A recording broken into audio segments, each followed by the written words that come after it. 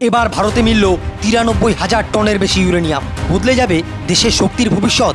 সম্প্রতি ভারতের অন্ধ্রপ্রদেশ, ঝাড়খণ্ড, কর্ণাটক ও রাজস্থান এই ৪টি রাজ্য মিলিয়ে মোট ৯৩,০০০ টনের বেশি ইনসিটু ইউরেনিয়াম শনাক্ত করা গেছে।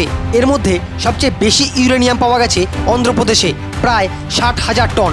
এই ইনসিটু মানে হলো মাটি খুঁড়ে বড় মাইনিং না করেও অত্যাধুনিক প্রযুক্তিতে তুলনামূলক কম ক্ষতিতে যে ইউরেনিয়াম তোলা সম্ভব। ইউরেনিয়াম হলো নিউক্লিয়ার পাওয়ার তৈরির প্রধান জ্বালানি।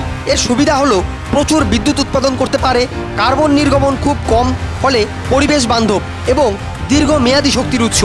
তাই ইউরেনিয়ামকে অনেক সময় এনার্জি গোল্ড বলা হয়। ভারতের একটি বড় সমস্যা ছিল দেশে ইউরেনিয়ামের পরিমাণ অনেক কম। এই নতুন আবিষ্কারের ফলে ভারতের জ্বালানি নিরাপত্তা বাড়বে, নিউক্লিয়ার পাওয়ার বাড়ানো সহজ হবে এবং পরিবেশ বান্ধব শক্তির দিকে বড় পদক্ষেপ করতে পারবে ভারত সরকার। ভারতের একটি ৩ স্টেজ নিউক্লিয়ার প্রোগ্রাম আছে, যাকে ভূমি ভাবার পরিকল্পনা বলা হয়। এই ৩ স্টেজ প্রোগ্রামে প্রথম ধাপে ইউরেনিয়াম দিয়ে বিদ্যুৎ তৈরি, দ্বিতীয় ধাপে প্লুটোনিয়াম তৈরি বা ফার্স্ট বিটার রিয়েক্টর তৈরি এবং তৃতীয় ধাপে থোরিয়াম ব্যবহার করে নিউক্লিয়ার রিয়েক্টর চালানোর পরিকল্পনা রয়েছে। ভারত বিশ্বের অন্যতম দেশ যার কাছে বিশাল পরিমাণ থোরিয়াম মজুদ আছে।